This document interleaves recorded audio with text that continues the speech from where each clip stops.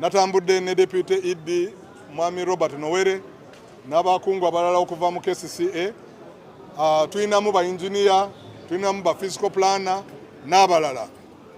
Ekituleese olunaku lwa leero kwe kulambula omwala, kubanga twategeera nga 16 Novemba amazzi gabutikira ebintu by'abantu, bintu bingi ne byononeka, nga tulowooza nga kisuubirizibwa nga kiteeberezebwa nti amazzi ago gava ku construction Ham Enterprises zekoze ku mwala.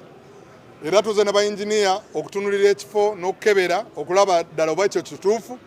Ekyokubiri tubadde twagala kulaba Kereziya, waliwo Kereziya y'Abakatuliki wano, waliwo abali bagamba nti emirimu Hamu gyakoze, Dr. Hamu gyakozeza abantu okugenda mu Kereziya eyo. Era tubadde twagala kulaba ekkubo erisigaddewo lyenkanawa oba weewaawo plani ki Dr. Hamu gy'alina okuteekawo ekkubo.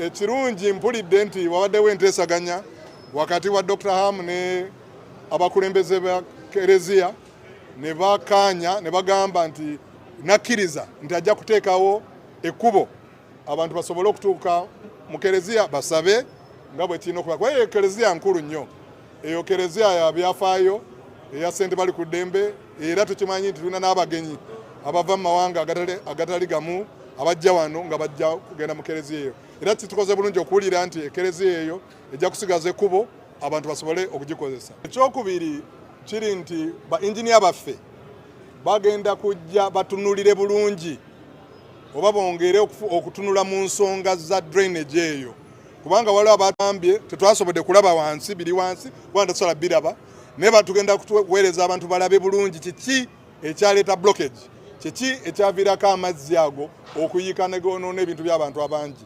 Tetwagala nsonga eyo genda maaso. Kati drainage, ebizibu bya drainage mu Kampala nga bwe muze mulaba bikyali byakusoomooza nnyo, naye njagala kubakakasa bana Kampala nti ffe tuli determined fe aba KCCA kati okulaba nti ensonga za drainage tuzitereeza tusobole okubanga tutambulira mu kibuga ekyeyagaza. Basebo ne bannyabo bannayuganda bannange, nze ng'omuntu ndi musanyufu naye nga ntwala obuvunaanyizibwa okwebaza ab'ekitongole kya KCCA New Administration of Authority kuba ekoze ekibadde kitabangawo ebintu ebiteekamu engatto nejja ku ground nekola assessment ate from a guiding point of view.